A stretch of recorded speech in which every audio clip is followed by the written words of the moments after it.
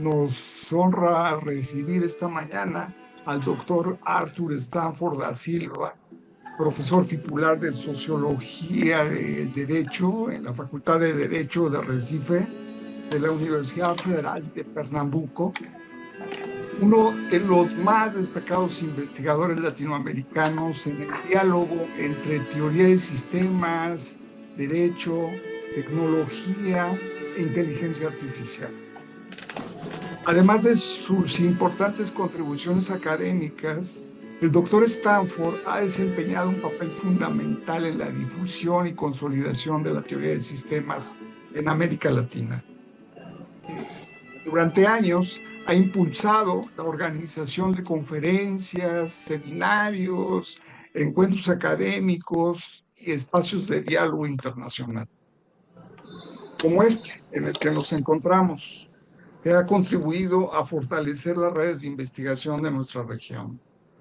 Asimismo, ha sido coordinador general del primer Congreso de la Red Latinoamericana de Sistemas Sociales y Complejidad, la Red LASC, realizada en Brasil hace apenas 2 años, un acontecimiento que reunió a investigadores de diversos países y consolidó nuevos vínculos para el desarrollo de la teoría de sistemas en América Latina.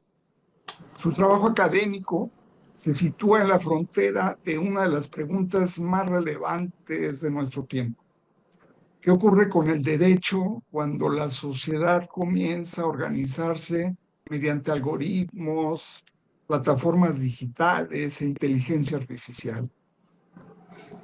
Desde una sólida inspiración en la obra de Luhmann, el doctor Stanford ha desarrollado el concepto de sociedad algorítmica, una sociedad en la que las comunicaciones humanas están cada vez más entrelazadas con sistemas digitales capaces de producir información, participar en procesos comunicativos e influir en la construcción del sentido jurídico. En su conferencia, que nos brindará en unos minutos, El derecho de la sociedad algorítmica, nos invitará a reflexionar sobre cuestiones decisivas para el presente y el futuro de nuestras sociedades. La participación de la inteligencia artificial en las decisiones jurídicas, los nuevos derechos surgidos de la digitalización, los problemas de legitimación en un mundo gobernado por plataformas y las transformaciones que experimenta el derecho en una sociedad donde humanos y algoritmos participan conjuntamente en la producción de comunicaciones con sentido. Con gran gusto damos la bienvenida al doctor Arthur Stanford da Silva y le expresamos nuestro más sincero reconocimiento por acompañarnos esta mañana. Arthur, muchas gracias. Gracias a ti, profesor Carlos Sedano. Bueno, buenos días para quien está en día, buenas tardes para quien está por la tarde, buenas noches si está por la noche. Bueno, antes, disculpa por mi pretensión de hablar y no falar. Lo hago en la expectativa de burlar un poco la barrera idiomática. Entonces, espero que usted tenga comprensión y paciencia para esto. Bueno, y sí, claro, alguien se siente muy mal por la forma como voy a utilizar vuestro idioma, dime que vuelvo al portugués. Bueno, antes de empezar, yo quiero contar una historia que para mí me parece muy importante explicar cómo llegamos acá. Y la historia empieza justo con, en 2020, el profesor Sedano ha invitado a un grupo de investigadores a unirse y empezamos a hacer reuniones justo en la época de la pandemia y de ahí resultó justamente la RELASC, la Red Latinoamericana Sistemas Sociales y Complejidad.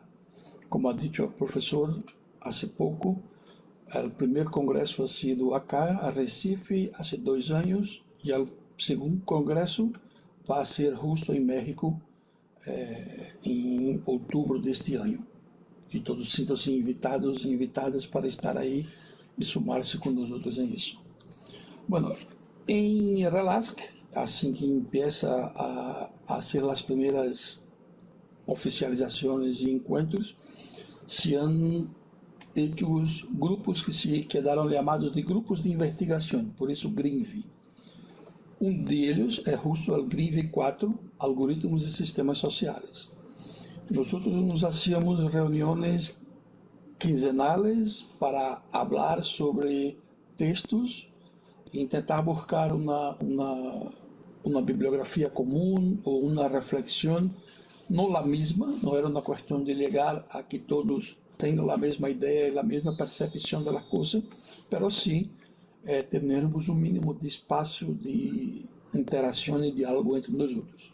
Este grupo seguiu desde aí e me ha levado a proponer acá em Brasil ao CNPq, em espanhol CNPq, o projeto de edital universal que ha logrado aprovação, e este projeto nos ha levado, como um dos resultados de ele, é justamente a criação do dossiê que volva ao professor Sedano ha invitado os organizadores, que ha sido Antônio Carlos Luz Costa, Sérgio Pinholo Ocampo e Emerson Palmieri, a fazer esses seminários e assim este espaço, que é um espaço do professor criado há tempo, o Seminário Internacional de Sistemas Sociais, Redes e Compreensão,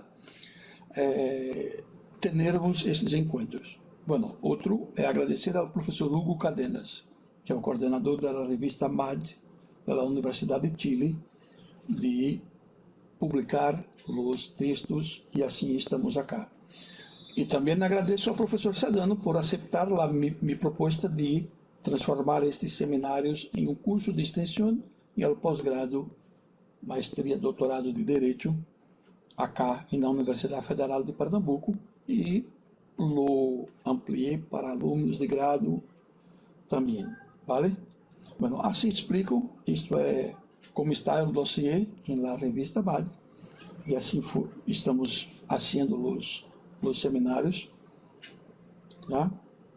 E como já ha dito o professor Sedano, minha parte ha sido como pensar ou como observar o direito. E inicio justo com essa provocação. E se? Né? Por que isso? Porque eu tenho visto muita gente com um futurismo muito assustador. Hasta os futurismos positivos chegam a dizer: mira, você empieza a utilizar inteligência artificial ou vai poner-se ultrapassado, a gente lhe vai a quitar a profissão, sempre com ameaças, sempre com coisa muito compleja. Então, aí vem minha provocação inicial, e sim. Pero la hago porque acá, como também ha dicho o professor Sedano, é um grupo de investigação. Então, mesmo que são pessoas de antropologia, sociologia, direito, filosofia, engenharia e tantas profissões, ou tantas áreas de conhecimento, há esta tensão de como pensar sobre isso. Então, a intenção é apresentar reflexões investigativas ou científicas que seja. Por isso, empiezo com e se. Minha primeira provocação é e se, donde empiezas a falar quando queres falar de algoritmos de sociedade. Há um novo direito para algoritmos de sociedade. E minha proposta é, se temos a pretensão de falar cientificamente ou a partir de investigações, que se pense em isso. Falar sobre comunicações, observar comunicações. Então, a provocação é como isso de inteligência artificial, os algoritmos LLM, chatbots e tudo mais, incluso os algoritmos de automação, estão afetando nosso dia a dia, né? Como chegamos me atrevo a dizer, como chegamos a poner o celular como parte de nosso corpo. Muito constantemente eu vejo um jovem que olvida o celular em algum sítio e se põe nervioso como se lhe hubieran quitado uma parte de seu corpo. Como ligamos a isso? Tá? Então, minha provocação é esta. Eu les pediria que fijar agora a palavra comunicação. Bueno, E empiezo explicando justo o título de meu artículo e o subtítulo. O título está justamente esta discussão que tomamos por sociedade, ¿vale? Aunque temos juristas, antropólogos, sociólogos e tudo mais, pensamos em sociedade, direito como fenômeno social, onde está a sociedade está o direito, como se ensina desde o primeiro dia de curso de direito, a antropologia está com o tema sociedade, a engenharia, o que seja. Aí está, então, a primeira parte seria que perspectiva de sociedade temos, e aí algoritmos, pero não algoritmos simplesmente, pero algoritmos computacionais. Sabemos que algoritmos é uma sequência de passos para chegar a uma solução, a uma resposta, como se diz, hasta uma receita de bolo para ser um dulce, um bolo que seja, é um algoritmo. Mas não é esse sentido, por isso propongo a ideia de algoritmos computacionais. É exatamente isso, de redes sociais, automação, algoritmos de inteligência artificial, e assim ubicamos essa coisa. E claro, direito seria a parte que a mim me interessaria de maior atenção. Aí está o título, ¿vale? Então seria como a perspectiva normativa de estrutura, né, de normas sociais está sendo mobilizada ou passando por cambios ou não em relação à presença de algoritmos em las comunicações, em la sociedade. Pero aí um subtítulo que eu he posto: el carnaval tem seu direito, quem não pueda com ele não se meta. É provocativo, porque é justo a ideia de carnaval. É justo para pensar esta coisa de que estamos em internet, então em internet não há normas, não há regras, se pode tudo, podemos fazer o que quiera, e expressar violência, fazer coisas como se fosse um espaço social sem regras, sem norma, totalmente sem nada. E assim, bueno, esta é uma imagem do Carnaval de Olinda, né? Como a pretensão de nós outros, dos melhores carnavais do mundo. E aí se pode ver, e a pergunta é muito simples. Alguém imagina a possibilidade de uma investida policial em este momento? É um momento de sonido muito alto, são 4 ou 5 grupos musicais que estão aí a tocar muito alto. Aí são os bonecos gigantes de Olinda. Mira a quantidade de gente, cada um disfarçado ou não, uma grande quantidade de coisas, pero acá, com um gorro, um chaperito naranja, estão os polícias. Mira a quantidade, como está, ou seja, que noção, o que quero provocar aí, é que noção de direito ou de normatividade social podemos pensar para iniciar a discutir a participação dos algoritmos em este fenômeno social direito. Bueno, carnaval é uma palavra que tem origem que não se sabe exatamente de onde vem. Claro, uma literatura de origem europeia nos ensina que vem de Canales Levali, Carnavaleiro, que são as bacanalhas da Babilônia, que traz a imagem de los rei Momo e suas concubinas, as Dionísias em Grécia, onde está Baco, o deus del vino, muita bebedeira, muito álcool, por aí se vai, e também las Lupercais e Saturnais em Roma, que é uma costume de se disfarçar, né?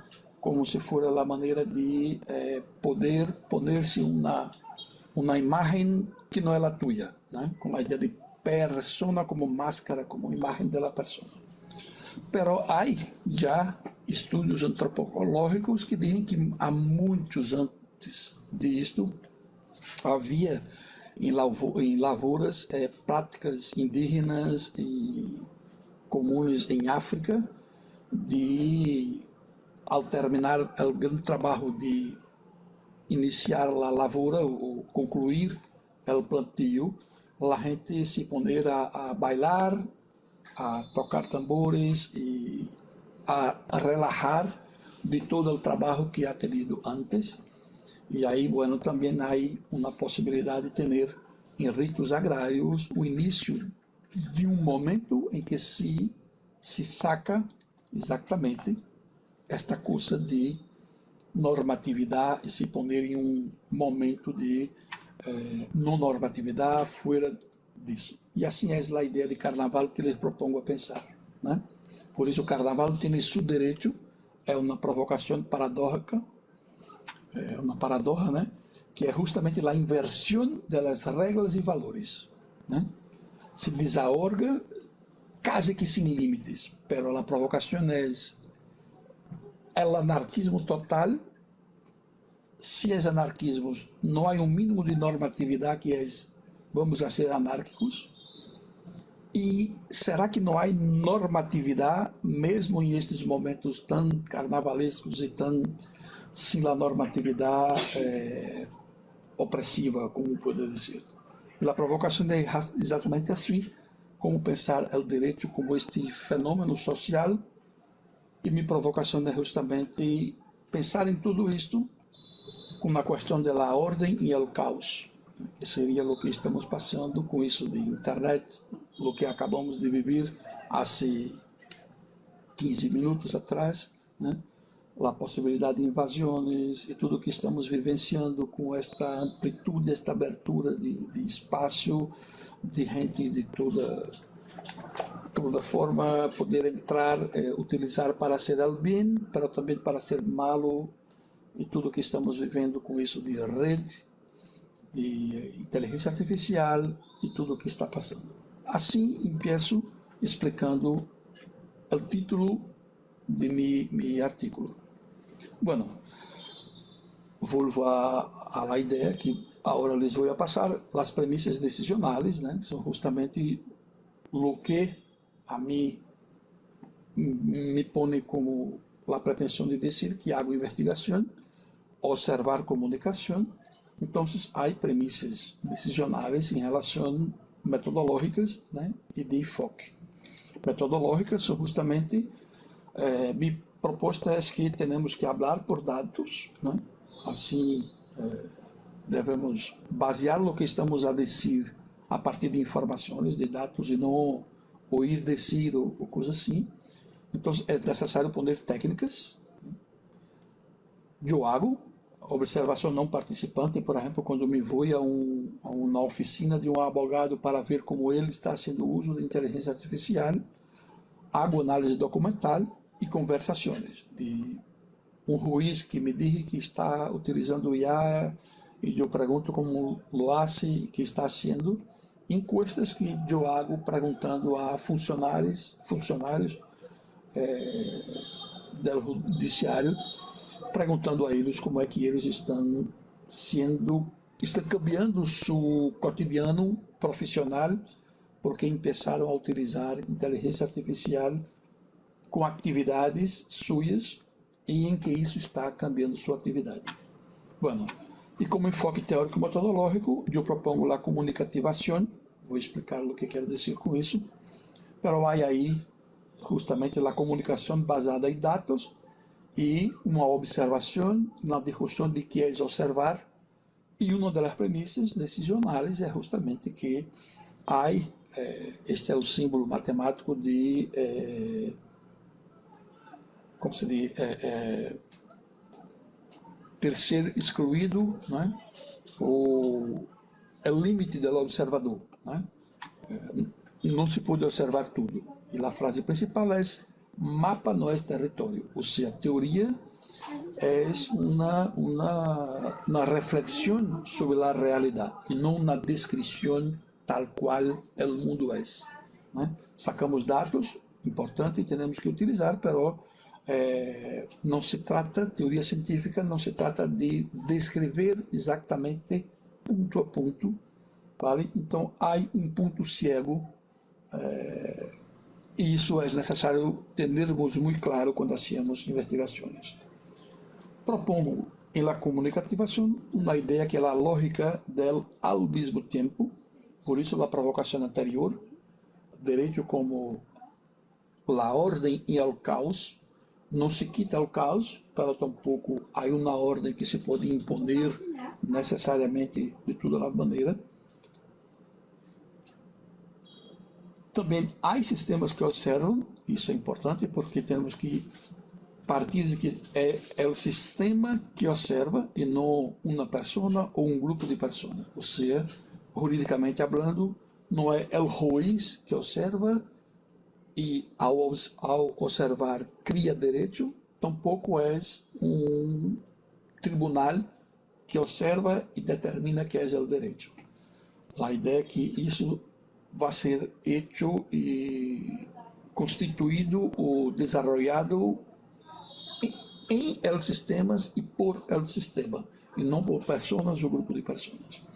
Para mí ese es otro punto de premisa decisional importante para la reflexión. Y ahí tenemos que hacer eso, recolectar, procesar y analizar datos. Pero la provocación es ¿qué datos? Les pido que sigam com essa pergunta, porque minha provocação é que esses dados sejam comunicações com sentido. Claro, vou tentar explicar o que quero dizer com isso. Bueno, só para explicar o que estamos fazendo, se hiciera uma búsqueda histórica, vamos a ver que 300 anos, antes da era comum, Euclides, o grande matemático, já falava em algoritmo. Em 1843, Ada Lovelace é a primeira pessoa que se tem registro histórico que ha escrito efectivamente um programa, um algoritmo, vale? E aí mira, 43, 55, 80, 2020, 2025. Aí eu quero apresentar a velocidade como estamos vivenciando o que estamos vivenciando em uma aceleração e um nível de velocidade muito incrível e com pouca, para não dizer nenhuma, experiência histórica deste tipo de situação. E aí estão tipos de agente de IA, ou seja, já não é suficiente utilizar o chat GPT ou um chatbot para fazer perguntas, um prompt e trabalhar. Não, isso já é pouco. Temos agora que aprender a utilizar agentes de IA. Usar 3, 4, 5 algoritmos de inteligência artificial para que eles desenvolvam atividades cotidianas que nós outros hacíamos normalmente profissionalmente. Vale? Seria eu, professor, criar agentes de inteligência artificial para desenvolver, por exemplo, um plano de curso, para desenvolver uma apresentação, uma classe, um artigo científico e assim se vai. Vale? Estamos neste ponto agora já. Isso é muita velocidade e é incrível. Bueno, então o que quero dizer com explicação sociológica? Já falei mais de uma vez, estamos falando de sociedade em sentido geral seria comunicação com sentido, não é qualquer comunicação, porque as plantas, os árvores, as células biológicas, os computadores, as máquinas também comunicam. Estamos acá comunicados, Mi computadora está em comunicação com a de vocês, meu ratão está com minha computadora. Então, há comunicação em geral, mas a sociedade é uma comunicação com sentido. E para ter comunicação com sentido, solo a perspectiva psíquica e a perspectiva de sociedade ou o sistema psíquico e social.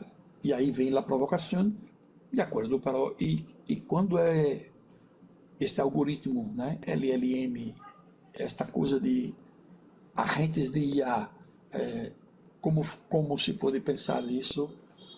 Seriam máquinas em um sistema de máquina ou já estão em outra perspectiva?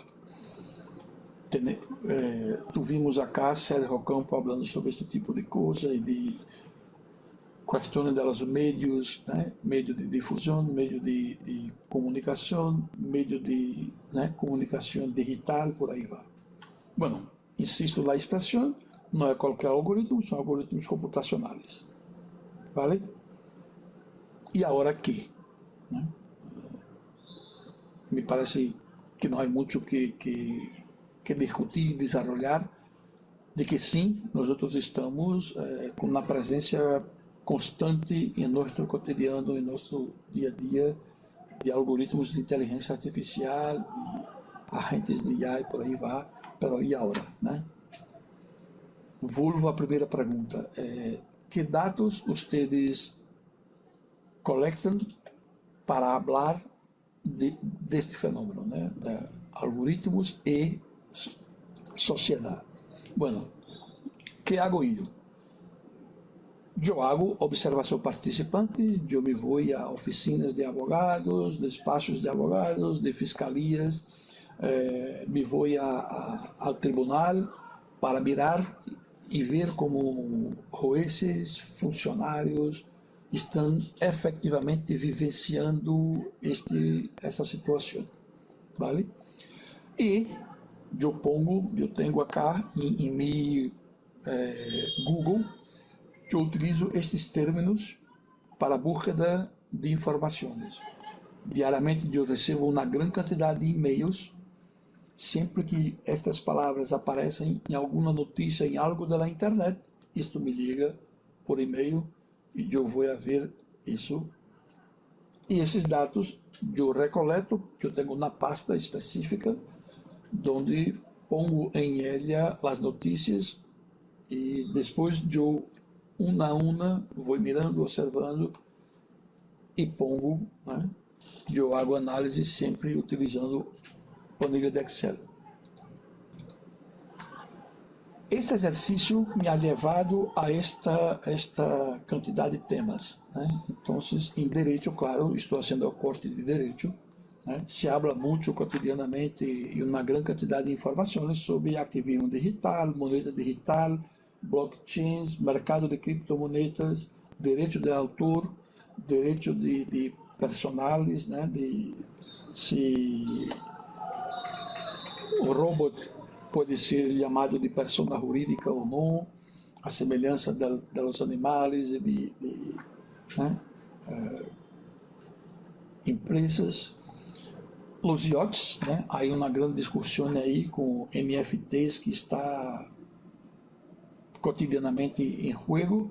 Agora, eu não sei se ha sido esta semana que em Estados Unidos ou ha sido em Inglaterra, o juiz ha tomado uma decisão que os autores, atores e jogadores de futebol, gente importante, têm direito à imagem, direito de autor sobre a imagem de suas caras, né? Então, mira como isso está levando o direito a mobilizar-se. Se habla de contratos inteligentes, cessão de direitos em jogos digitais, Second Life, uberização, a gente de direito de trabalho, direito em redes sociais, né, como a coisa vai. Está muito em discussão atualmente a questão ética, liberdade de expressão, controle, ordem social, discurso de ódio, responsabilidade, né, jurídica, penal, administrativa, cancelação digital, está sendo um dos temas mais colocados, né? Hasta que ponto uma rede social, o Instagram, por exemplo, pode sacar um usuário sem uma prévia informação, sem nada, que regras há para fazer isso, a regulação das redes, uso de inteligência artificial, uso de celulares por alunos em classe, bueno, a automatização, influencers, né? A ideia das click farms, ou seja, fábricas de cliques, aprendizagem de máquina, cognição, caja negra também são temas que aparecem muito fortes, deepfakes, que é distinto de notícias falsas, né? Porque deepfake é propositadamente direcionado para obter um ganho específico, utilizando mentiras, esse tipo de coisa. E aí isso nos leva a discussões como a legitimação, como estamos fazendo, a opinião pública, a questão das eleições, democracia, transparência e auditoração de algoritmos, discriminação de algoritmo, prejuízo, discurso de ódio e tantos outros temas. Bueno, eu não queria ali poner um elenco definitivo, tampouco a mim me interessa fazer um elenco, para mostrar que quando sacamos os dados e observamos especificamente um tema, há dados que se pode permitir pensar as coisas como estão se passando, o que está ocorrendo. Provocativamente, lhes pongo agora esta imagem. Com esta imagem, eu queria apresentar o que propongo pensarmos como comunicação. Né? Normalmente, se pensa comunicação, a imagem são duas pessoas, uma que habla, a outra que escuta. Né? A que habla usa suas estruturas, né? Físicas e corporales para lo que su cerebro tiene, las estructuras de boca, língua, su idioma expresa un sonido. Este sonido llega al oído de la otra persona, este oído lleva el sonido a su cerebro y ahí él tiene la información y esta información la procesa y la expresa de vuelta. Pero bueno, no es esa la imagen que yo quería que ustedes tuvieran quando hablamos de comunicação, porque isso é uma imagem própria da perspectiva estruturalista.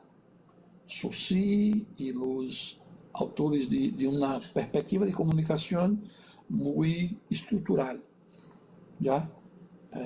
Provocativamente, esta imagem mira que não há duas pessoas, pode ser a mesma pessoa, né? Pero aún mantemos a ideia de que há, né? Habla, escuta, isso não se quita, aunque há a ideia de que é o sistema que observa, pero não há comunicação sem seres humanos, isso é claro, né? O que não nos leva a confundir com é uma pessoa humana ou um grupo de pessoas que determina a comunicação. Né? A comunicação é uma coisa mais complexa, por isso sistema. E aí, justamente, como podemos pensar sociedade algoritmo a partir de uma perspectiva de comunicação em que sim, vamos admitir que estas máquinas já estão tão presentes em lo que hacemos, né? Há gente que está fazendo consulta psíquica em la computadora. Há inteligência artificial específica para consulta de psiquiatria, para consultas médicas, em que a gente pergunta, mira, estou com dor acá, estou sentindo assim, assim, assim, que medicina me indicas? E a computadora indica uma medicina, se vá, né, a uma farmácia, compra a medicina e já há estatística de que ha aumentado a quantidade de pessoas que estão se internando nos hospitais por tomar medicamentos que não deveriam estar tomando e seus médicos, sua consulta é esta. Isso está presente, de acordo? Bueno, então, minha provocação, a ideia de comunicação, vou utilizar o que he dicho que é a comunicativação, que é uma palavra de criação minha, né? Comunica ao mesmo tempo que ativa, né? O sentido do outro, a participação do outro, e aí há uma quantidade de autores como Mikhail Bakhtin, Luhmann e muita gente que me ajuda a pensar comunicação, mas a ideia é esta, né? É algo que invita o outro a impartir uma comunicação, vale? Que não tem nada a ver com lograr consenso, né? Nós somos capazes de falar, de conversar sobre algo e ao final de mira, eu não concordo com nada do que has dicho, mas eu entendi perfeitamente tudo que me has falado. Eu te entendo, pero não comparto contigo em estas ideias. E aí há comunicação, houve comunicação, de acordo? Então, comunicação seria uma perspectiva teórico-metodológica de observação transdisciplinar, antifundacionista, para pensar o direito. E acá he puesto especificamente decisão jurídica, mas se pode ampliar para direito ou outro fenômeno social. Bueno, o que quero dizer com perspectiva? É justamente discutir que tipo, né, se é a pretensão de ser ciência, ciência tem uma relação com a verdade. Né? Pero que verdade estou falando quando hablo de perspectiva? Mira, é uma perspectiva que tem uma teoria de observação que parte do pressuposto do ponto cego. A observação em si mesma, ela não participa da comunicação, não há como saber o que alguém estava pensando quando ha dicho o que ha dicho, ¿vale? E, bueno, alcançamos o que se comunica. E essa é a ideia de perspectiva, uma ideia de justo o que se tem por perspectiva, não como a última palavra, a verdade como algo que não indiscutível. Mira, os dados falam por si. Não há dados que falam por si. Há observador observando e há uma infinidade de premissas decisórias quando se faz uma investigação. Então, não se pode dizer que os dados falam por si, isso é óbvio. Não é isso. ¿Vale? Essa é a ideia de perspectiva, pero metodológica. E por metodologia, insisto, eu quero dizer que para ser ciência temos que falar por dados, ou seja, temos que apresentar de onde partimos, como hacemos. Há uma gnoseologia em este ponto, que é justamente a questão de tensionar as crenças, né, em lo que crees, seja o que seja. Por que crees que fazer encuestas vale a pena? Por que crees que esses dados são os dados suficientes para que te permita falar o que hablas? Crees em Deus, não crees em Deus? Prefere futebol, voleibol, basquetebol, o que seja, e por aí se vai. Vale? Então, há uma gnoseologia, mas é uma gnoseologia que tem por dados comunicações. E ela se distancia da perspectiva de objeto e sujeito. Em lugar de objeto e sujeito, ponemos justo, como propõe Luhmann, a ideia de sistema-ambiente e não objeto-sujeito, e aí podemos nos distanciar de toda uma perspectiva de teoria pautada por há uma verdade última, fundamentalista, e que é assim e já está. Não vamos partir de aí. Hacemos uma construção histórica que proponemos a ideia de giro ou perspectiva. Catalogamos pelo menos 5. E, bueno, eu não vou poner uma, que vai se quedar muito aburrido, mas me interessa dizer que todo este caminho nos ha levado a lo que propongo estarmos em el giro comunicacional.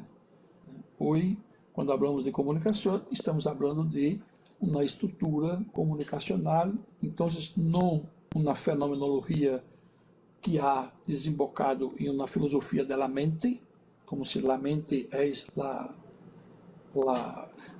a ideia de objeto, pessoal. Eu quero dizer como se houvera o centro da informação. Vale? Então, acá seria o objeto, a coisa em si.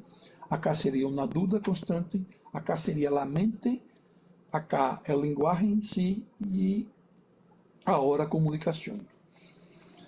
E se pensar com carinho, vamos ver que comunicação inclui todos os demais. Comunicação conta com objeto, conta com dúvida, conta com mentalidade, consciência psíquica, com linguagem, tudo está na comunicação. Vale? E assim andamos. Em relação a uma teoria da crença, também eu cataloguei 11 propostas de teorias da crença, aí estão todas elas, né? E ao par de los giros epistêmicos, há a teoria da crença, que seria uma teoria da verdade, e minha sugerência é que há verdade sem última palavra.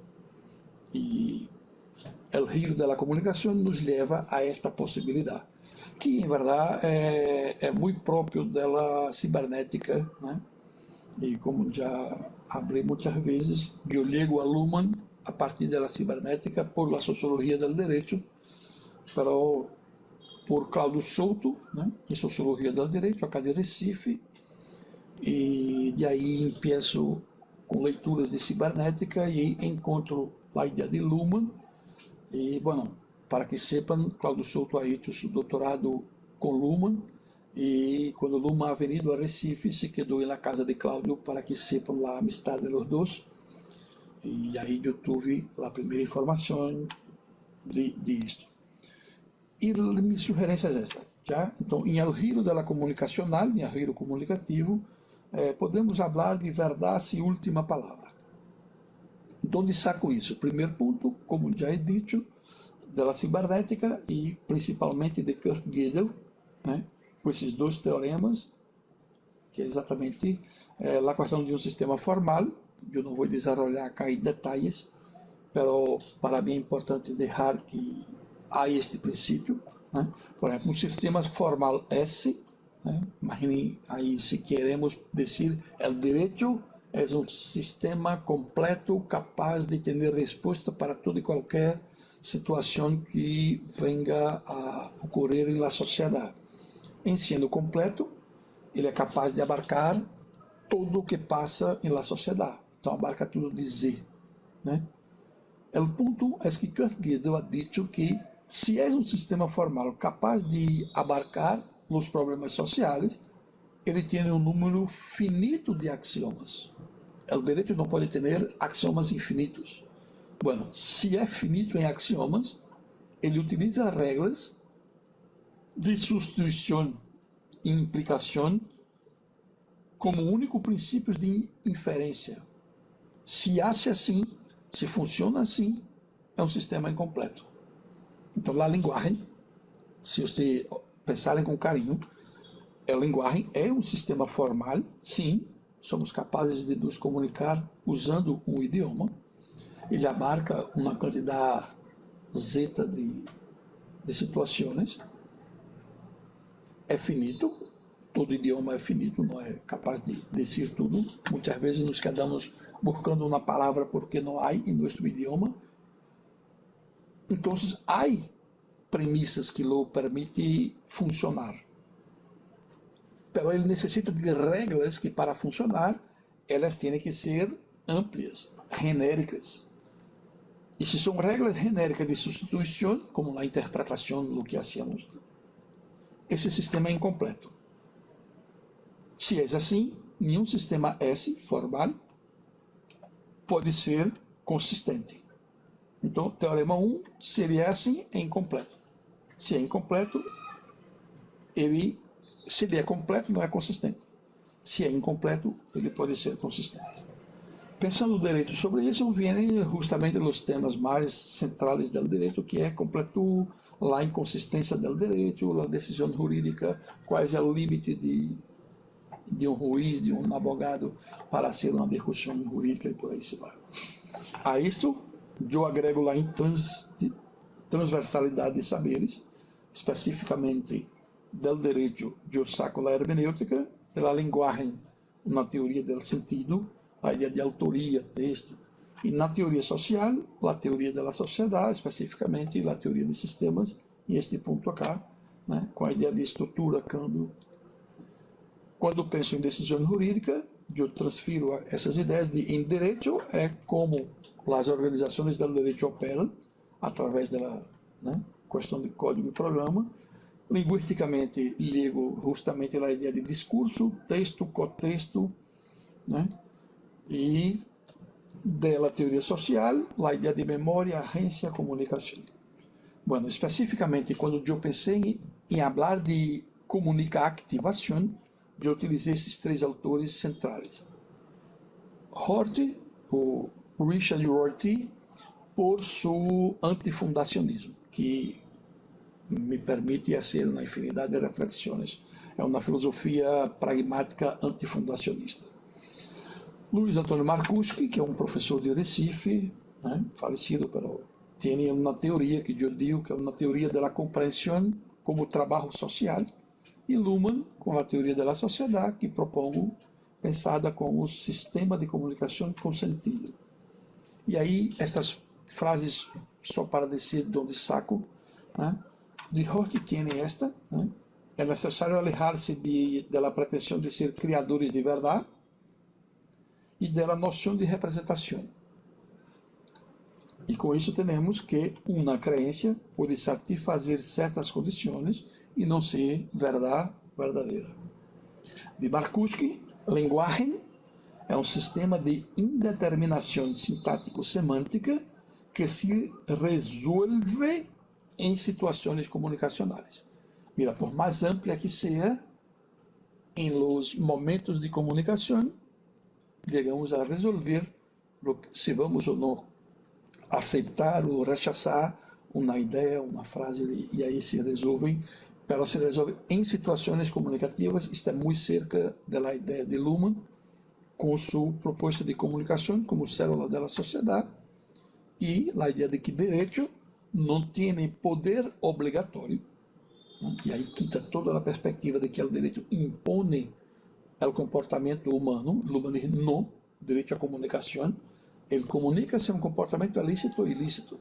Se você lo vai fazer ou não, é outra discussão. Que se descreve a si mesmo operando por comunicações sobre licitude. Esta é a base que eu tenho. Aí está o livro de El Direito da Sociedade de Luhmann.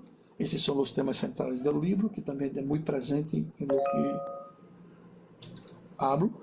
E vinha o artículo, né? A ideia de sociedade, direito, algoritmos computacionais. Então, partirmos da ideia de que, sim, observamos comunicação, mas não qualquer comunicação com sentido.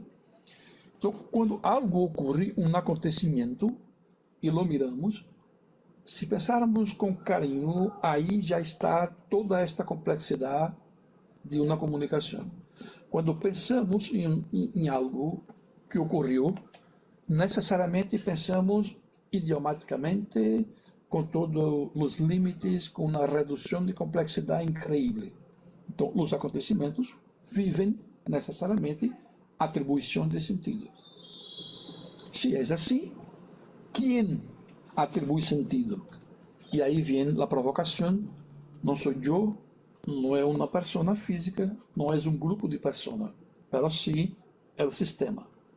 Ou seja, o direito, a sociedade, com toda a complexidade que tem comunicativamente e, bueno, como habla Luhmann, por aquisição evolutiva. Então, a sociedade é um sistema omniabarcador de todas as formas ou a possibilidade de comunicação possível. Muitas vezes eu hago uma provocação e pido à gente para pense em um color que não existe e tente explicar este color para que nós outros podamos entender a color que has pensado. Seja qual seja a color, se alguém vai expressar ela, parte das colores que existem. Então vai dizer, mira Arthur, eu estava pensando em um rojo, para um rojo que é tão rojo que chega a ser negro, para não é negro nem é rojo. Ou seja, nós outros utilizamos as palavras de colores que imaginamos que nosso oyente é capaz de entender. Então, nosso oyente, quando eu digo rojo, eu posso estar pensando em um rojo totalmente distinto do de ele, mas um rojo que é negro. Pero é tão negro que não chega a ser negro nem rojo. Então, se alguém diz, é a color do petróleo. Não, também não é, porque tem que ser um color que não existe. E aí se vai, né? O que eu quero dizer simplesmente é que, mesmo em uma situação totalmente nova, imagina-te que estamos com algoritmos de inteligência artificial construindo uma sociedade, questões e debates totalmente distintos, totalmente novedosos. Nós outros, para discutir sobre isso, estamos limitados a los idiomas. A falar sobre isso a partir de lo que hoje podemos pensar e discutir sobre isso. Já? Bueno, se é assim, temos que pensar que todo este embrolho há identidade, há limites, há cierre estrutural, há apertura cognitiva, autoobservação, autodescrição, o sistema aprende, mas há uma situação de irritação. E comunicação com sentido impõe a ideia de que comunicar significa a ocorrência de 3 seleções imediatas: informação, partilha. Eu propongo compartilhar, eu não sei exatamente qual seria a palavra em espanhol, mas em português partilha resolve muita coisa, para poder pensar em Mitteilung, porque Mitteilung seria comunicar, né? Na tradução de Mitteilung é comunicação, para comunicação, com comunicação seria um rulho. E, bueno, eu propongo, como Dario Rodrigues propõe, dar a conhecer, funciona, vale? Importa é que a ideia seja compreendida. E compreensão, que chamou a atenção? Mira que a decisão de aceitar ou não pertence, não é necessária para que a comunicação tenha seu lugar. Para que ocorra uma comunicação, não hace falta a decisão de rechazar ou aceitar o que se diz.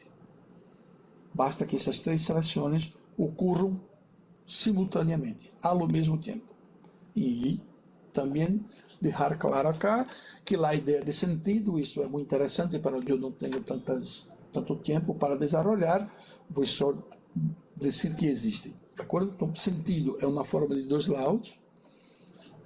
Há os meios de comunicação simbolicamente generalizados, que são o sentimento, a fé, dinheiro, licitude, poder, já? E estes meios de comunicação simbolicamente generalizados, ou os meios de concepção, han dado lugar à produção de sistemas, que são direito, economia, política, religião, por aí se vai. Mas importa que o sentido tenha 3 dimensões. Uma dimensão material, porque por mais que, mesmo utilizando Richard Rorty, por mais que se hable que as palavras não são representação de uma coisa, elas têm uma dimensão material, elas têm uma corporidade, elas têm uma identidade que nós necessitamos disto para dizer, hasta quando se habla em alma, em Deus, nós necessitamos de corporificar de alguma maneira este imaginário, por mais alma, Deus que se queira dizer, como um aire, né? Que é oxigênio e que é nós não tocamos, para sabemos que existe. E há também a dimensão temporal e a social. Importante é não confundir social com material, vale? Material é uma identidade que se está entre existo ou é outra coisa. Social não. Social está mais em se tu gosto é semelhante ao meu ou não, é mais a forma de sociabilidade, de como o sentido expressa sociabilidade, ou seja, aceitação ou rechaço em relação a isso. Direito seria, então, o meio de comunicação seria, eu propongo que seja licitude. Há uma discussão sobre isso, né? Porque em Luhmann não há. Luhmann tem um texto específico sobre a identidade do direito ou o código do direito e conclui que, se observarmos, Luhmann põe que o código do direito é direito, não direito, né? Reste, reste e nicht reste, né? O direito seria reste e reste, que seria, na tradução literal, direito, não direito. Para isso se põe um pouco complexo, porque seria o limite do direito é o direito e levaria a uma circularidade tautológica que não ajudaria. Minha sugerência é que a tradução para nosso idioma seja licitude. Então seria lícito e ilícito, ou talvez a melhor tradução de Dario Rodrigues e Nafarrate, Javier Torres Nafarrate, que é conforme ao direito e não conforme ao direito. A provocação de lícito e ilícito é de Marcelo Neves, que a mim me encanta a ideia de lícito e ilícito, porque o ilícito é parte do direito. Ilícito não é o não direito, que aí seria justamente a distinção entre reste, reste e nicht reste, de acordo? Pero bueno, e a função do direito é expectativa normativa, independente de tu intenção, de tu desejo, de tu perspectiva de vida, o direito diz o que é lícito e ilícito. Por mais que eu tenha desejo de quitar a vida de alguém, aunque em alguns países lícito, como por exemplo fazer um aborto ou uma eutanásia, em Brasil eu não pude fazer porque é o direito de Brasil diz que isto é ilícito. Eu sei, se eu lo hago, eu sei que estou fazendo um ato ilícito. Este é o ponto. Então, a expectativa normativa é que ela é contrafáctica. Independente de lo que queres, aí sabes que é ilícito ou lícito, porque se comunica com lícito e ilícito. E há sempre uma pretensão de validez. Pero a validez jurídica não é algo que está na norma, em um contrato, por el tribunal. Não, a validez jurídica é comunicativamente, nós outros valoramos como válido um direito ou não. Em relação aos algoritmos, a terminologia indicaria tanto, pessoal, a questão de automação, algoritmos de inteligência artificial, ou algoritmos de inteligência artificial, agora ChatGPT, essas coisas que é em Large Language, como é, linguagem. E aí vem a possibilidade de esses algoritmos estarem nos nossos cotidianos, burocraticamente, em las redes sociais, chatbots e por aí se vai. Bueno, pero quando pensamos em realidade social, o que queremos dizer? Minha sugerência é, pensamos em realidade social como conceito. Então, real é que Arthur está usando os conceitos que está utilizando para fazer esta apresentação hoje. Com isso, quero dizer que minha provocação, quando quero dizer observar comunicações, seria justamente sacar como os conceitos do direito estão passando por manutenção ou câmbio, porque os algoritmos de inteligência artificial estão aí provocando câmbio ou manutenção de conceitos jurídicos. Então, esta é a provocação. Não há sistemas sem seres humanos, se trata de aquisição evolutiva, a diferenciação, há uma seleção, e sua estrutura nos leva a limites, não falamos o que queremos, falamos o que o idioma nos limita, ou seja, hacemos uma necessária redução de complexidade para expressar o que queremos, por mais que sabemos quão complexa é a possibilidade, hacemos reduções para poder comunicar. Então, há aprendizagem. Isso significa que o que todo observar depende de distinções, explica por que o mundo é tão rico em sentido. E aí está a ideia de sentido, né? De limitações. Sentido é um produto das operações que eu uso. E aí, minha provocação é que o sentido não está antes. O sentido se construi justo quando se comunica. Então, não é o ser humano que pode comunicar, só a comunicação comunica, é uma frase de Luhmann, em Sociedade da Sociedade, página 76, e deixar claro que não há sistema sem seres humanos, não é contrário à perspectiva de que quem comunica é a comunicação e não a individualidade humana. Assim, ligo à provocação e à proposta de que, para investigar o que o direito está vivenciando devido à existência de algoritmos, miremos os conceitos jurídicos, como esses conceitos estão sendo mobilizados, mantenidos ou alterados, cambiados. Bueno, isso seria a ideia de Luhmann, né? A comunicação em curso de sua própria continuação produz identidades, referências, valores próprios, objetos, tudo que experimentam os seres humanos particulares ao deparar-se e confrontar-se com ele.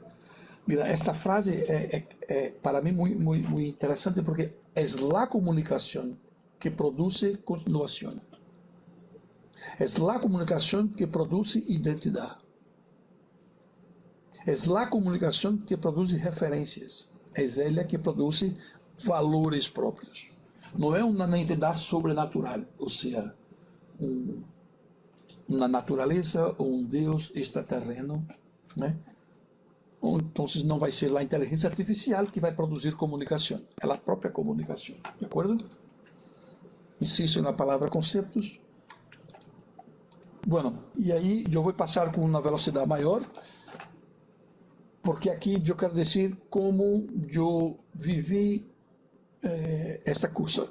Meu primeiro artículo sobre o tema ha sido este, um artículo que é desenvolvido com Milena Luclu. Publicamos este artículo em esta revista e aí nossa intenção ha sido, a Milena Luclu se ha ido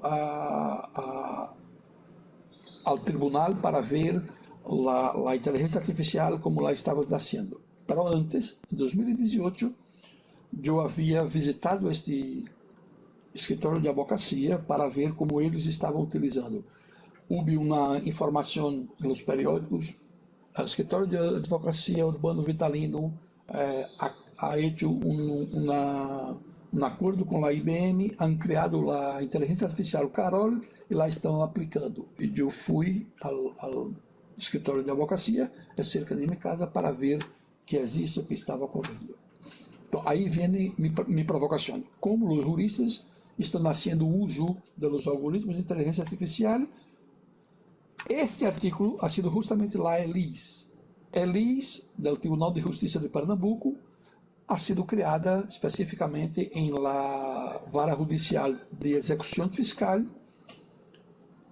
É inteligência artificial, pero própria de automação, ajuda a diminuir a morosidade processual e apoio à decisão, pero ela não decide. Há aprendizagem supervisionada, há uma forma de comunicação, pero o que observamos aí é que, por ser automação, a expressão inteligência artificial ha sido mais uma questão de marketing do que efetivamente de inteligência artificial. Pero o importante é que, em este artículo, começamos a falar sobre isso, né? Porque em direito se está sendo um uso tanto de marqueteiro, de marketing, de inteligência artificial, mais do que em la realidade se lá está aplicando. E aí, as discussões sobre este futurismo, né? Os alunos começam a perguntar, professor Arthur, para que estamos fazendo direito? Porque não vai mais existir advogado, juízes, o que estamos fazendo acá, tudo vai ser por... E aí me levou a ser um deburro sobre este futuro e a sacar dados sobre como a gente está desenvolvendo comunicações futuristas sobre o direito. O segundo artículo ha sido, já em esta etapa, já existia Relask, né? E eu fiz um congresso aqui em Recife, e estava em ele Jorge Galindo, Sérgio Ocampo, Antônio Luz Costa, e de aí se sacou este livro, e esse livro eu hago um texto metodológico, que é justamente o que expliquei antes. Acá é mais para dizer, pero que informações você está utilizando para falar de direito e inteligência artificial? E minha provocação é simples: os limites e desafios. Obter dados não é fácil. Já? Acá em Brasil, o Conselho Nacional de Justiça, cada tribunal tinha uma inteligência artificial, o Conselho pediu para unir todas em um sistema. Pero nós outros não podemos acender esses sistemas, não podemos saber que inteligência artificial há aí. É incrível a dificuldade de obter dados mais específicos. Uma multiplicidade de temáticas incrível, então há que definir lá que queres investigar, a velocidade, como as coisas estão cambiando, o saber, né, como funciona uma inteligência artificial, caixa negra para esse tipo de coisa, e a diversidade de teorias sociais para pensar e desenvolver investigações sobre isso. Bueno, o terceiro artículo ha sido justamente em este livro. Eu he sido invitado por o professor Antônio Luz Costa para fazer um artículo e publicar este livro, que já está publicado desde 2025, do ano passado. E eu invitei ao professor Álvaro Farias Pinheiro e ao professor Ricardo Massa. Álvaro Pinheiro é um programador que trabalha fazendo inteligência artificial para a Procuradoria de Justiça de Brasil, de acá, em Pernambuco. Agora está em la Secretaria de Saúde, desenvolvendo inteligência artificial para lidar com questões de saúde. E Ricardo Massa é um professor da Universidade do Centro de Informática. E assim eu me sentia mais tranquilo quando for a falar dos pontos técnicos da discussão. O ponto central aí é justamente o futurismo, na discussão mais profunda sobre a ideia de futurismo, né? E a ideia de a inteligência artificial agora ser o novo Deus, né? Que se utiliza com a ideia de neoanimismo.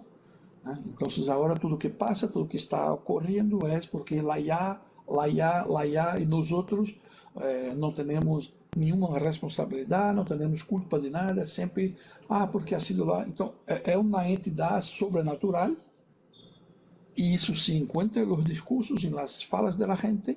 Né? A culpa não é minha, foi lá IA. Né? E tudo isso me chamou a atenção. O texto habla sobre isso. Né? Becker, que é justamente o professor Ralph Becker, ele tem esta ideia, né?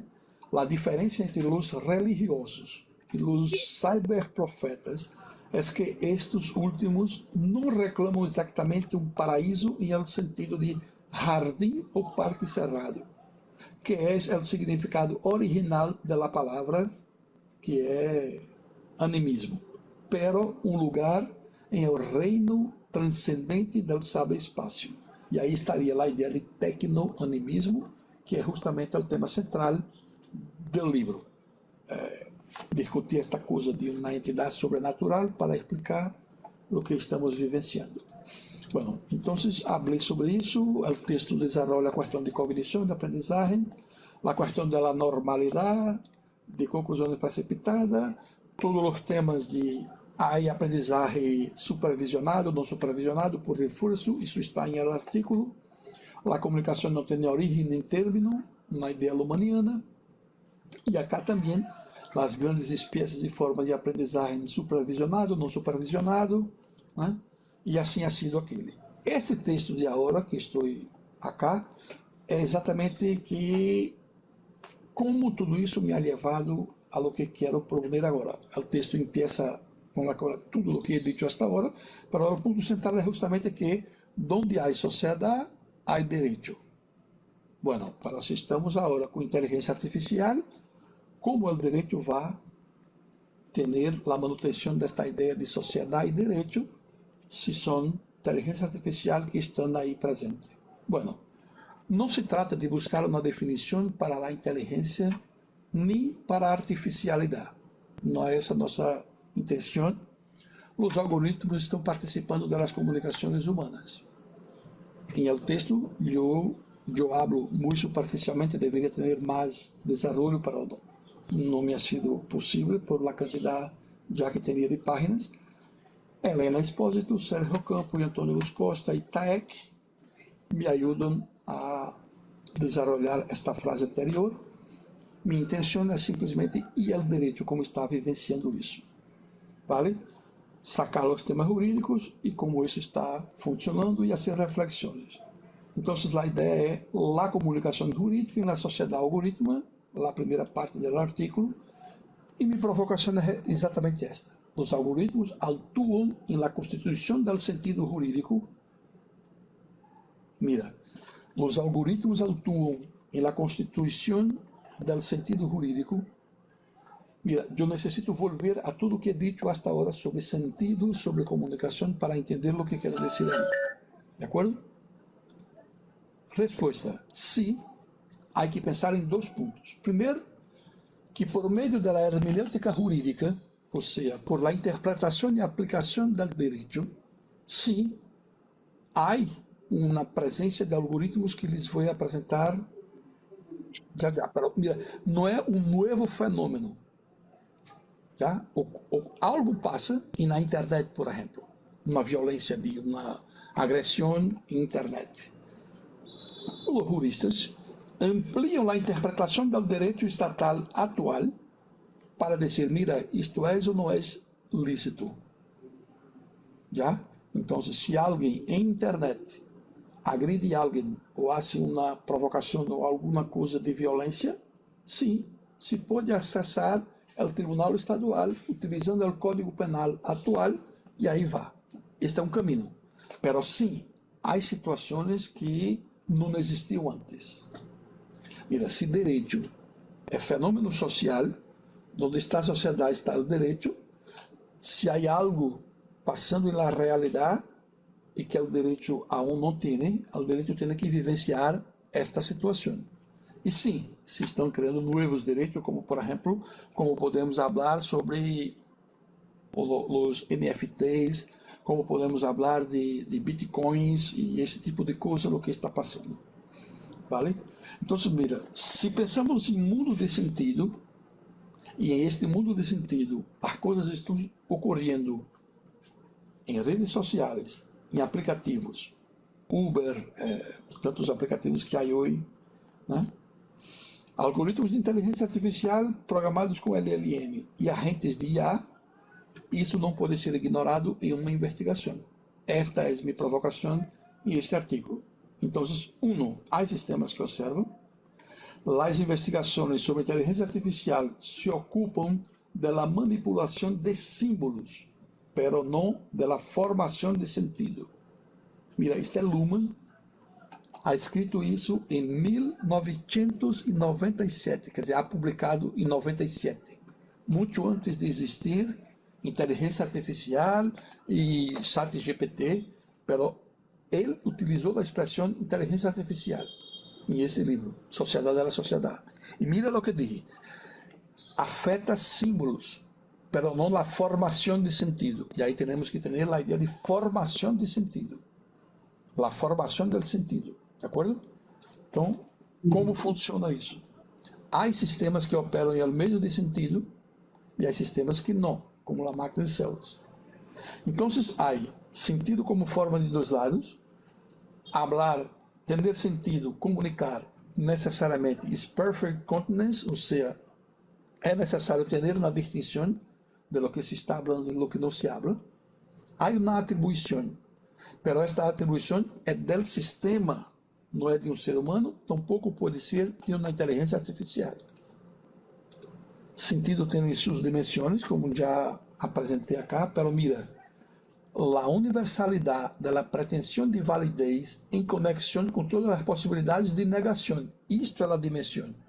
Dimensões são universalidades de pretensão de validez. Ou seja, repito, as dimensões material, temporal e social do direito ou do sistema, elas são universalidade de pretensão de validez em conexão com todas as possibilidades de negação. E elas provocam estímulos. O primeiro material é a disjunção, lo que se habla e de lo que não se está hablando. A segunda, temporalidade, lo que estás hablando agora e não futuramente. E a ideia de uma pretensão, de uma expectativa de consenso ou dissenso. Não necessariamente tem que ser consenso. Bueno, direito, onde está a sociedade, está direito. Então, direito é uma unidade invariável, seu código, lícito e ilícito, sigue. Inteligência artificial não está cambiando o código do direito, mas o direito aprende. E o direito é uma provocação de que está aprendendo com o que está funcionando através de seus programas. Eu diria que hoje, um dos principais programas do direito é justamente a regulação das redes sociais, por exemplo. Como regulamentar isso? Né? É um programa do direito, não um código. O sistema é cerrado e aberto, a estrutura de cognição, o direito é capaz de autoobservação e autodescrição. Bueno, eu sigo o texto e agora les provoco. Mira, sim, estamos em direito falando sobre cognição, caja negra, que inteligência artificial é caja negra, e pá, e aí vai. Há uma racionalidade, se não há racionalidade, que é civilização, quando se põe inteligência artificial em isso, como se vai ocorrer a validação, a legitimação, desigualdade, democracia, liberdade, tudo isso está passando. Pero, ¿qué hay de nuevo en eso? Nenhuma dessas palavras são novas. O que estamos vivendo acá é uma reinterpretação. Estamos ponendo esses textos, esses conceitos em tensão para discutir o que está passando. Mas não são conceitos novos. Para esses outros, não. A internet, como meio de difusão, como habla a professora Anaí Urquiza, permite uma amplitude que antes não tinha. Então, a rede social permite uma amplitude de se usar deepfake, de utilizar influencers, o que não existia antes com a amplitude que há em la actualidade. Bueno, se é assim, se onde está a sociedade está o direito, estamos perdendo as expectativas normativas, não estamos mais com nenhuma perspectiva de ordem social, de legitimidade. Eu diria que não. Sigo com as ideias centrais, só a comunicação pode comunicar. Comunicar é distinguir entre informar e dar a conhecer. Aí eu utilizo Dario Rodrigues, mas a ideia aí seria participar, partilha, né? Acontecimentos estruturais sempre captam só uma parte extremamente reduzida do entorno, mapa não é território. A linguagem se emancipa como forma frente a seus criadores. Isso é importante. De acordo? Então, não, a inteligência artificial está haciendo tudo. Não, não está. De acordo? A linguagem se emancipa como forma frente a seus criadores. Então, não há que pensar, é o ser humano, é o tribunal, é a inteligência artificial que cria. Não, não é. A ideia é, pelo menos em esta teoria, é a linguagem que faz isso. Então, os sistemas envelhecem ao mesmo tempo. Então, há uma coevolução. Direito e sociedade coevoluem. Então, claro, o direito está sendo muito irritado em toda essa situação. Se é assim, só os sistemas estabelecem sentidos, não seus entornos. Irritabilidade sistêmica, sensibilidade semântica. Com essas ideias, eu propongo, né, esta ideia de que estamos para não se mirarem o que está passando. Sim, 2022 se desenvolveu e se apresentou para a gente, o chat GPT, muita gente começou a utilizar, mas mira, é o ano seguinte, vivenciamos a ideia de uma carta, né? Vivenciamos o ano seguinte, Go Free, né? Falando sobre isso. Professor, hay como quitar el sonido de Larry. Gracias. A OMS alerta sobre o uso de IA em medicina. Estados Unidos, direitos autorais, e em China, né? É uma história que, se houver tempo, desenvolveria com mais detalhes, mas resumindo, seria: Estados Unidos ha dicho que não se é uma criação de inteligência artificial, não há autoria. E em China, não. A China disse que, bueno, não há como uma máquina ter hecho esta imagem, senão alguém ha hecho o prompt. O criador do prompt é o autor da imagem hecha por uma máquina. Mira que são perspectivas de sociedade totalmente distintas e isso estamos vivenciando. Em Colômbia, Argentina e Brasil, houve cancelação de sentenças porque o juiz utilizou inteligência artificial e a inteligência artificial ha criado argumentos jurídicos que não existiam, decisões que não existiam e estamos vivenciando isso, de acordo? Mas não está em terra de nadie. Tudo pode, tudo se pode. Não, não está, de acordo? Bueno, se é assim, que estamos vivenciando? Bueno, agora para concluir, meu último artículo, estou desenvolvendo com meu irmão, né? Bueno, espero que seja publicado aún este ano por professor Sérgio Campo. Ha sido um congresso que hicimos também por conta de Relaski e do edital Universidade do CNPq. Este é o texto e a ideia é muito simples. Eu vou ser rápido porque é só para poner a ideia. Mira, quando algo acontece, os juristas sea magistrados os demais, eles sacam informações do acontecimento. Então, eles fazem uma redução de complexidade. Por mais infinito complexo que seja o caso, sim.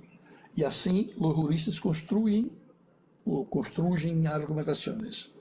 Então, em acontecimento há um tema, as partes envolvidas, os testes de dados, a ideia de validez, expectativa normativa, tudo que se pode esperar em lo que passa.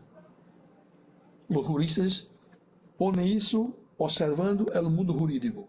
Então, há horizontes mundales ou mundanos e aceitamos a ideia de que a argumentação ela é contingente, doblemente contingente. Um advogado, quando faz uma petição, pensa em los outros advogados contrários, pensa em el juiz se vai aceitar ou não. Há uma dupla contingência e há supostos, perspectivas de ganhar a eleição. Então, há a pretensão de que a decisão tenha efeito jurídico, ou seja, liga a ser aceita. O direito aprende com isso. Há redundância. Uma decisão não funciona. Toda decisão é uma pressão para que o direito siga para a próxima decisão. Toda decisão não é o fim nem a solução. Toda decisão é uma informação para a decisão seguinte. Se é assim, o direito não tem origem nem termina nunca. O direito sempre vai seguir em processo comunicativo. Em este aspecto, mira, se vamos aceitar esta ideia, assim seria um mapeio diburrado, de acordo? Algo passa, se atribui, através das teorias da fonte do direito, validez jurídica, uma rede de expectativa normativa, se atribuem valores. Eu vou pôr este símbolo para dizer esta complexidade decisional. Muito bem. Isso hace um advogado, isso hace o juiz, a mesma lógica funciona com uma fiscalia ou um advogado da outra parte. Este processo funciona e sigue. Aí está a proposta de que aí há uma produção de sentido do direito. E funciona assim.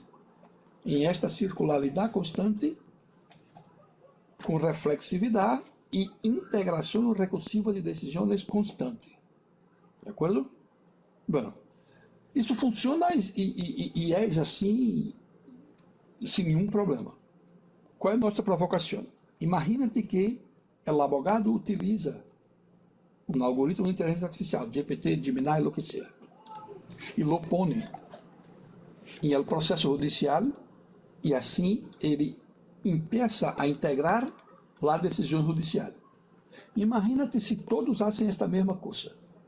Bueno, eu tenho um depoimento de um advogado que estava em uma audiência em el processo e sua inteligência artificial estava aí ouvindo e ponendo resumo para ele, sacando leis em sua pantalla de seu ordenador. E chegou o momento do advogado fazer uma defesa oral ali, no mesmo momento. E quando ele mira, a inteligência artificial ha dado 4 alternativas de argumentação. E ele mira para uma delas que ele, um advogado antigo, mais de 20 anos de advocacia, jamais tinha pensado em esta solução para poner em el processo. Ele la saca e la expressa oralmente em la audiência.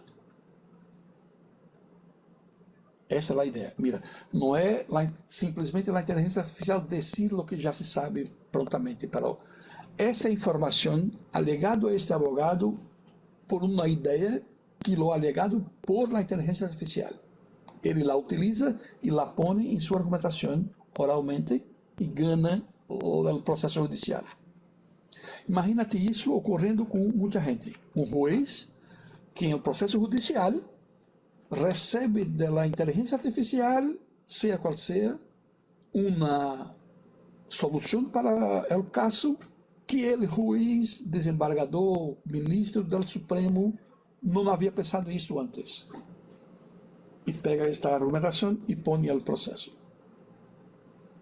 Que nome podemos dar a este fenômeno? Senão participación de los algoritmos de inteligencia artificial en la producción de sentido del derecho. Y ahí Luhmann habla eso, mira, si la computadora llegar al desarrollo que están diciendo que va a llegar, puede ser que esta teoría toda que estoy desarrollando necesite una revisión amplia. Y ahí tal vez, sí, no me arvoro a hacer eso, pero algo está pasando y yo no concordo con Luhmann que los algoritmos não produzem, de acordo, bueno, não produzem necessariamente sentido por si solos, mas participam do símbolo. Se participa do símbolo, estão em alguma maneira presente na comunicação. E assim é que eu propongo que se pode pensar e desenvolver investigações sobre o tema. Mira, o direito passa então por várias situações, de acordo? Então, agora é de que se habla quando se habla de direitos da sociedade algoritmo. Minha proposta é se habla de como conceitos jurídicos estão vivenciando movidas frente a los algoritmos computacionais. Pode ser o conceito de persona jurídica, o conceito de validez jurídica, de norma jurídica, sei lá que conceito o direito tenha, o conceito de crime, de violência, o que seja, o conceito de discurso de ódio para o direito, o discurso, a discussão de liberdade de expressão que estamos vivenciando, e o direito tem que repensar e lidiar com tudo isso. Então, a ideia é simples. Para investigar o direito da sociedade algorítmica, minha sugerência é que o investigador veja ou defina um conceito de análise, observe como este conceito está sendo mobilizado, porque algoritmos computacionais estão hoje participando da vida social. Bom, e assim, les agradeço uma vez mais, professor Carlos. Bueno, eu abri um pouco mais do que havia programado, pero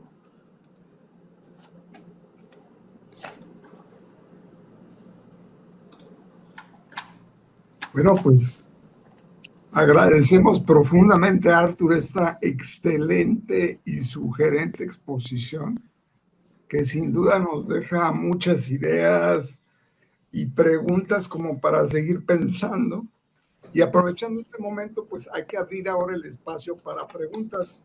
Les invitamos a participar compartiendo sus inquietudes en el chat que tenemos o directamente levantando la mano, como gusto.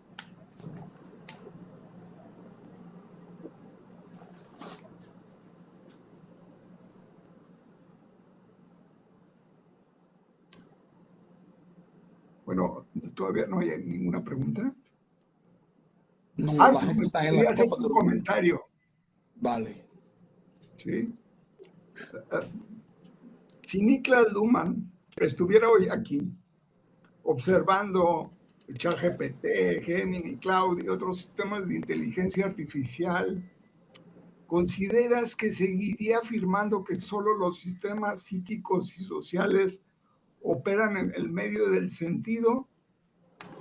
¿O modificaría parcialmente esa afirmación para también incorporar a los sistemas algorítmicos como una nueva forma de producción de sentido? Bueno, hoje minha expectativa é que manteria, pero eu teria que ser um de burro. Minha sugerência é que ele criaria como bueno, hoje em sistemas sociais ele tem seu dibujo sobre sistemas, os sistemas, né? Máquinas biológicos ou psíquicos, não, perdão, máquinas biológicos, psíquicos e sociais. E o que diferencia os psíquicos e sociais é que esses são comunicação com sentido. Mira, não é produzido, não, todos comunicam, e todos fazem comunicação. As células biológicas, sim, desenvolvem comunicações. As máquinas, as computadoras, um coche, onde põem a chave e há comunicações entre os motores da máquina. Sim, comunicação em sentido geral, todos lo fazem. Eu me imagino a possibilidade de Luhmann talvez poner, se Luhmann aceptar a hipótese que algoritmo de inteligência artificial chegar a ser um sistema que eu estou mais entendido, estou mais cercano de Sérgio Campo. Me imagino que não, que seria mais um meio de alta velocidade de comunicação, mas não lo ponia como sistema específico. Pero bueno, queremos poner como sistema específico. Faltam muitos conceitos para funcionar como sistema, pero vamos imaginar a hipótese de que seria um sistema. Eu me imagino que ele criaria um quinto sistema aí e lo ponia ao lado das máquinas e da biologia, não junto, né? O sentido, me imagino que por mais não humanista que se queira poner Luhmann, sua frase é: sem seres humanos não há comunicação. Claro, mira, não quero dizer que os seres humanos não são capazes de cambiar o sentido das coisas, o contenido das coisas, por a presença de IA. Isso sim, estamos vivenciando. Mas não a produção. A produção sigue sendo por la sociedade. E aí teria uma explicação mais detalhada, que seria: solo por comunicação se pode comunicar. Então, solo por comunicação com sentido se pode comunicar comunicação com sentido. Hoje, eu diria que aún não. Eu não diria que as máquinas, incluso os algoritmos de inteligência artificial, não generam sentido, né? Quem genera sentido é o sistema. O sistema no sentido sistêmico de Luhmann. E necessariamente sistemas que comunicam com sentido. Mira, não tudo é sistema, primeiro ponto, é importante saber, não todo é sistema. Sistema é uma espécie de comunicação muito complexa, hipercomplexa e específica, vale? Eu diria assim, claro, eu não sou Luhmann e não sei o que haria, mas eu diria isso, que eu ponia, inclusive, falei um pouco com Giancarlo Costi sobre isso, né? E ele crê que é interessante, mas necessita desenvolver mais reflexões. Sobre a tematização de problemas normativos de ordem jurídico e éticos. De acordo. Parece mais o resultado de lobbies e grupos de pressão. Pero você que pensa? Mira, Ángel, um amigo me ha dicho que eu sou louco porque eu estava no Tribunal de Justiça acá de Recife fazendo uma palestra e eu he dicho justo o que estás dizendo, que a decisão jurídica é lobby. E um amigo de, hombre, como has dicho en la cara de los juízes que decisão jurídica é lobby? Ángel, perdona, pero eu sigo com esta ideia. Eu creio que é. Há um bastidor de lobby muito complexo e muito forte. É claro, utilizando na teoria sistêmica, não podemos ligar a uma causalidade, causa e efeito automático, mas não podemos ser inocentes de que não há lobby em las decisões jurídicas tão assim. Mas há que investigar com calma. Eu seguiria minha provocação da ideia de ao mesmo tempo. O que quero dizer com isso? Ao mesmo tempo, Ángel, há lobby, mas eu não sei se podemos dizer que todo é lobby. O que quero dizer com isso? Mira como é simples. Eu fiz uma investigação de uma decisão acá em Brasil, de 2011.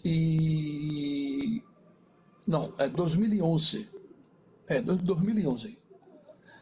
A decisão ha sido de que, acá em Brasil, isso volviu agora como tema central. Acá em Brasil, o Código Penal diz que não se pode fazer sexo com uma niña de 14 anos abaixo. Só se tem mais que 14 anos. ¿Vale? E o caso ha sido um escândalo nacional, porque em los periódicos saíram que o Supremo Tribunal de Brasil dijo que já não há niñas de 12 anos, pero há jovens de 12 anos. Y así se autoriza a hacer sexo con las niñas de 12 años. Ha sido un escándalo nacional terrible, pero ha sido así la decisión. Y yo tuve acceso a este proceso y lo leí y lo vi. Y yo fui a buscar justamente, Ángel, la idea de lobby. Mira, la niña era de un padre pobre, el chico era un entregador inclusive utilizaba una bike, una bicicleta para hacer entrega de comidas en una pizzería. Los dos estaban enamorados, él tenía 21 años, ella tenía 13 años. El proceso es de una estupidez increíble que llega a frases como, por ejemplo, ella era prostituta desde 10 años, porque su madre era prostituta. Então, ela já tinha relações sexuais desde 10 anos de idade. Mira, que isso tem que ver com a questão da idade. Outra discussão. E eu fui buscar em el processo. Mira, quem ha hecho o processo ha sido su papá, que de la ventana de sua casa ha visto ela chegando com este chico. E buscou os dois pelos braços e os levou a uma delegacia e disse o que passou. E aí começou um processo judicial, porque ha sido todos os envolvidos aí, Ángel, han sido pessoas sem plata. Não há grandes empresas e não havia grupos de pressão. Já? Então, minha leitura deste caso é mais do que podemos utilizar a ideia de uma desigualdade persistente. Uma noção machista de sociedade e outros elementos muito mais graves, sabes, do que grupo de pressão e lobby em el sentido que hablas. Pero ha sido assim. E este caso me põe em questão sobre esse tipo de coisa. Ángel, que seria sobre... Parabéns, professor. Minha pergunta seria: a inteligência artificial pode decidir um processo judicial? Jamais. Né? A inteligência não decide, ela propõe. Bueno, agora mira, se vamos chegar a uma sociedade futura, hoje aún não, mas se vamos chegar a uma sociedade futura, que podemos pensar sobre isso? Um primeiro ponto, seria necessário pensar as profissões jurídicas existiram na Idade Antiga, na Idade Média e existem hoje. É totalmente distinto. Se há um futuro em que abogado, juiz, direito vai existir, pero a organização tribunal, direito, não, a mim não me cabe dizer nem prever. Pero se a ideia de inteligência artificial chegar ao ponto de que nós outros pudiéramos, eu e minha senhora não queremos mais viver juntos, vamos a uma computadora, abrimos uma máquina de inteligência artificial, ponemos o que queremos, esta máquina faz uma decisão, la imprimimos, cada um queda a sua e nos vamos sem falar com nadie. Isso já há. Pero há não por inteligência artificial, há porque há a ideia de mediação e de negociação. E há situações de que, claro, situações de e sim, se pode sacar isso e se hace um acordo entre duas pessoas, e este acordo tem validade jurídica em vários espaços. Hoje não, hoje tudo, pelo menos eticamente, se enuncia que tudo que se passa é o uso de IA, o juiz lê a decisão e hace. E mira, tanto que hasta hoje o juiz firma a decisão. Se firma, aí está a sua responsabilidade. O juiz aún tem que firmar a decisão. Não há decisão firmada por IA. Então, eu diria que não. Como evalua a comparação entre a confiança que se atribui ao sistema do direito e as expectativas normativas a partir do código legal, não legal, e a que se atribui aos algoritmos a respeito de lo que considera legal, não legal a partir da inteligência artificial? Bueno, Pablo, eu não sei exatamente tu ideia, pero confiança é um dos temas centrais, né? Confiança é uma palavra fundamental aí. Luhmann tem um livro que se chama Confiança, hasta como base de lo que temos como possibilidade de vida em sociedade. Pero se estás querendo alargar confiança hasta legitimação, mira, hoy aún la confianza y la legitimación es lo que tenemos hoy, porque ha sido un tribunal, ha tenido un proceso, tudo que passou e por aí se vai. Então, sim, eu creio que hoje aún, eu pergunto a meus alunos, mira, vamos imaginar amanhã nos vamos despertar e não é mais polícia, não é mais judiciário. Você crê que a sociedade vai poner em um dia mais ou menos violento? E a gente diz que com mais violência. Então, aún ponemos a confiança que a existência de polícia e de judicial diminui a violência social. É verdade? Não sei. Eu não estou nessa sociedade, né? Mas sim, a gente aún põe confiança. E aí sim, isso genera uma expectativa normativa assim. Agora, eu não entendi a segunda parte. Considera legal, não legal a partir da inteligência artificial. Eu não entendi aí, Pablo, o que queres dizer com a partir da inteligência artificial, porque a sugerência é que a inteligência artificial não vai generar expectativa normativa. O que vai generar é o sistema normal, como funciona, como propõe Luma hoje. A presença de inteligência artificial não cambia o funcionamento atual. A não ser que ligáramos a esta sociedade, por exemplo, o Bitcoin ligar a um nível de funcionamento muito largo e vivirmos uma economia sem cajas bancárias. A rede bancária deixar de existir na economia. É possível? Claro, sempre. Como é possível, direito sim, o Poder Judicial atual, para outra forma de outro grupo de decisão. Eu não sei, Pablo, se me podes ajudar a entender a segunda parte ou se está suficiente. No, estaba muy claro. Muchas gracias, profesor. Graças a ti, Pablo. Bueno, mira, e hoje em Brasil volvemos a esta discussão justo por outro caso que ocorreu ao ano passado e outro que acaba de ocorrer em este ano. ¿Vale? E do ano passado, o juiz ha sido sacado, a decisão ha sido cambiada, mas ha dicho a mesma coisa. E a frase era mais complexa, Ángel, porque a frase dizia: mire, se você vai a uma caja de prostituição, você não pergunta a identidade da pessoa para saber se tem mais ou menos de 14 anos. Então, o critério 14 anos não é suficiente, né? E aí queria não condenar o homem aplicando o Código Penal. Isso ha sido um escândalo também aqui em Brasil, cambiou a decisão, a pessoa também está em cárcere atualmente e se cambiou essa decisão. Mas houve uma há 2 meses que voltou a trazer esse tema à discussão. Te posso dizer, Ángel, que isso é um tema muito interessante de investigação atual. Já? Como a ideia de que acá em Brasil, eu não sei como é em vosso país, mas acá em Brasil se chama presunção, né, de criminalidade.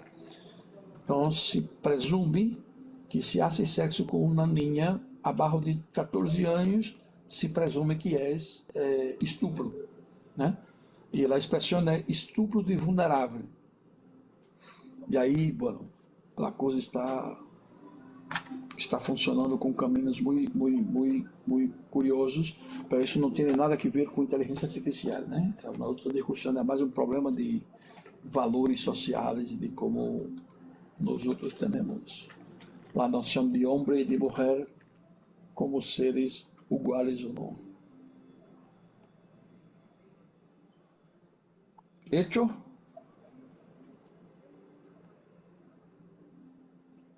Perfecto, Doc. Muchas gracias. A ti, Ángel. Arthur, podríamos hablar de una nueva forma de doble contingencia entre seres humanos y sistemas de inteligencia artificial. Aí eu creio que sim. Mira, com o chat GPT, Yo me imagino que sí. Yo me imagino que sí, porque ahí, bueno, yo creo que sí, justamente porque si aceptáramos la hipótesis de que este algoritmo de inteligencia artificial LLM es capaz de dar una opción decisória que um advogado antigo de 20 anos não havia pensado antes, e ele la pone aí, eu me imagino que há doble contingência em este aspecto. Não porque IA tem inteligência em sentido psíquico, né? Em sentido humano, porque a IA chegou ao nível de inteligência humana. Não, não é por isso. Pero é uma máquina capaz de, utilizando uma quantidade quase indeterminada de dados, é capaz de fazer evaluações e proponer alternativas de conteúdo ou de ideias que sem ela não era possível. E eu me imagino que sim, aí teria doble contingência em aspecto não contingência, porque há dois grupos, ego e alter, em sentido possível de pessoas, mas talvez sim, homem e máquina. Pero eu teria que pensar um pouco mais. Inicialmente, eu diria que há uma possibilidade de pensar em doble contingência em este aspecto.